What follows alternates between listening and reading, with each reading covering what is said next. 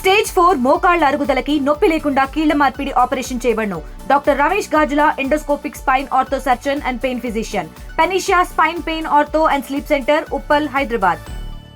AP రాష్ట్ర అధ్యక్షుడు సుడిగాల పర్యటన చేస్తున్నారు, జిల్లాల పర్యటన చేస్తున్నారు, మనతో మఠానికి మాధవ్ ఉన్నారు. సార్ చెప్పండి, ఇవాళ రాష్ట్ర వ్యాప్తంగా చెప్తున్నారు ఎలాంటి మంచి స్పందన అయితే అన్ని చోట్ల రావటం జరుగుతుంది.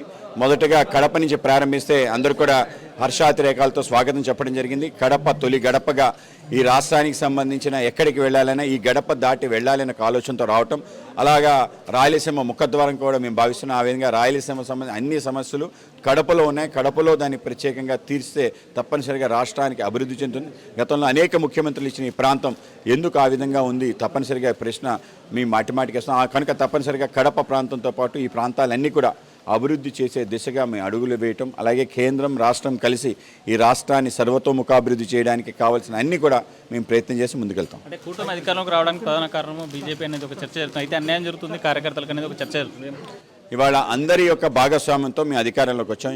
ఏ ఒక్కరి యొక్క గొప్పతనం, ఏ ఒక్కరి యొక్క తక్కువతనం అయితే లేదు. ఆ విధంగా పరస్పర గౌరవంతోనే ఈ యొక్క కూటమి నడుస్తుంది. తప్పనిసరిగా మరింతగా సమన్వయం చేసుకొని మరిన్ని అవకాశాలు పొందే విధంగా కలిసి ప్రయత్నం చేస్తాం. కృష్ణకుమార్ రాజు, ఆదినారాయణ రెడ్డి యొక్క కామెంట్స్ అంటే వాళ్ళు వ్యక్తిగతంగా చెప్పడం జరిగింది. కార్యకర్తల మనోభావాలు కూడా అలా ఉండొచ్చు. సో ఆ విధంగా ఏవైతే రిఫ్లెక్షన్స్ వచ్చాయో వాటిని తప్పనిసరిగా బేరీ చేసుకొని సమన్వయం చేసుకుంటూ ముందుకెళ్తాం తప్ప ఒకళ్ళ మీద ఏవైతే విషయాలన్నీ ఇంటర్నల్గా మాట్లాడుకొని ముందుకెళ్ళాలనుకుంటున్నాం. పోలవరం బాన్చర్ల డ్యామ్ ప్రాజెక్ట్ మీద మీ ఒపీనియన్ ఏంటి?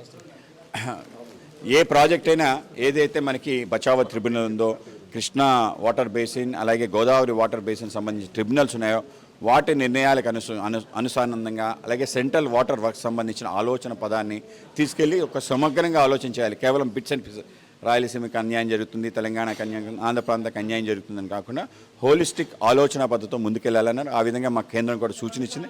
కనుక ఈ ప్రాజెక్ట్స్ మిగులు జలాలపైన రాయలసీమ హక్కుల కోసం తప్పనిసరిగా మేము కృషి చేస్తాం. ఆ విధంగా ప్రయత్నం కూడా చేస్తాం.